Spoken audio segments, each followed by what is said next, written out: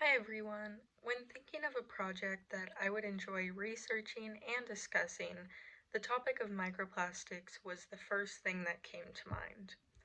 So you may be thinking, what are microplastics? Well, microplastics, for one, do not fall under just one definition. From a scientific perspective, they are defined as small plastic particles that are about the size of a sesame seed. While it may be hard to imagine such plastics in our ecosystems, there are in fact over 51 trillion pieces of microplastics in our oceans alone. Microplastics can be easily ingested by living organisms, blocking their digestive tracts. Though we as humans refuse to believe it, we consume things that contain microplastics quite often.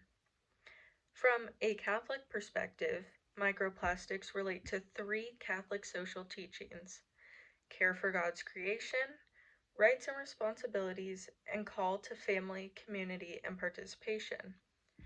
For one, caring for God's creation means preserving the earth that was a gift to us from God.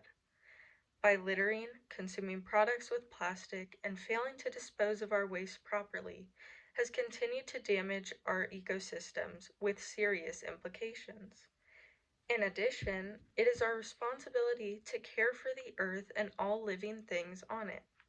Similar to caring for God's creation, the more we contaminate our earth, the more it will become damaged and have more consequences. So, it is our responsibility to clean up the mess that we've made. The last CST that this relates to is call to family, community, and participation, as it calls us to work together to combat the issue of microplastics. A solution to this is eco-bricking. This is a fairly new concept that many have not heard of in the United States, and as one of the first official trainers in our country, I hope to launch a successful eco-bricking startup to clean up our local environment and the plastics that have been contaminating it. So, what is eco-bricking? Well, here is one eco-brick that I have started. You cut up small plastics, you put them into a non-recyclable plastic water bottle, and you tightly pack them to avoid any air pockets or the breaking down of plastics into even smaller microplastics.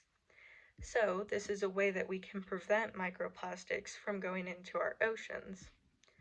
These bricks can be used to construct benches, homes, garden beds, and more, but most importantly, they sequester this damaging material from our ecosystem.